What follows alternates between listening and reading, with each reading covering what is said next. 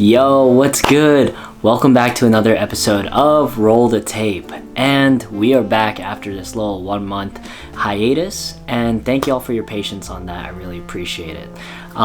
So, with this first episode, in the first week that I got back here, back in LA, I did watch a movie. And there's this movie that's been re-showing. Because of, I'm not exactly sure why, but it was re-showing in theaters, remastered in a way. So I had a chance to watch it, and this film is called Farewell My Concubine. It's a film from 1993. It's a Chinese film about the Beijing opera. And it is a very interesting movie, I will say. I think for the time, if you consider 1993, right, this film won a Palme d'Or, it won a Golden Globe, won a lot of awards and stuff. They're very respectable awards, throughout the world. And if you think about the time frame when this movie was released, I think if you consider 1993 and the type of social climate we were in terms of the world and stuff like that, I think it is a very progressive film for that time, 100%. It's a story that follows like an LGBTQIA plus type of storyline, and I think that for the time frame of 1993, especially like within Asian culture, is something that's like very progressive to like talk about. So it was a film that was ahead of its time for sure, and I can see like 100% why in 1993 it won so many awards. So it's definitely an interesting film. There are definitely some things about the film that I personally had trouble watching, but they did have like trigger warnings and stuff like that for certain types of situations. And if you do decide to watch this film, trigger warning on like suicide, and trigger warning on like abuse and things of that sort. So so it definitely covers some heavy topics, but if outside of that, it does have a very interesting story that follows a very unclear type of like romance, which is very interesting.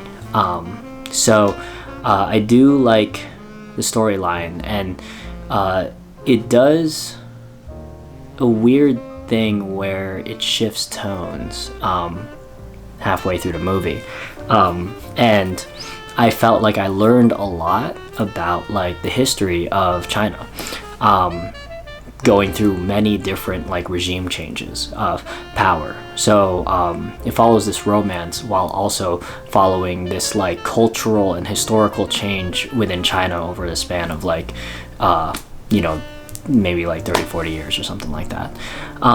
So it's very interesting to see that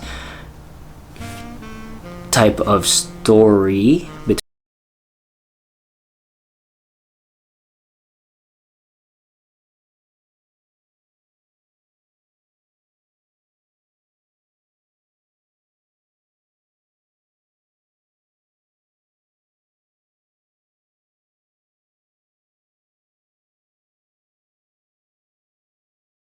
Chinese that I am. So and like I'm mainly more Filipino, so like there's definitely a lot of cultural things and I'm more informed about like my Filipino history as compared to my Chinese history. So I feel like there's definitely some sort of cultural context missing for me personally, but it doesn't mean that like it's not a film that you wouldn't enjoy, because it's still a very beautifully shot film, one of the most beautiful shot films I've seen. Very artistic. Love the coloring, love the production design, the costume design, all of those like things to make a film very attractive to look at.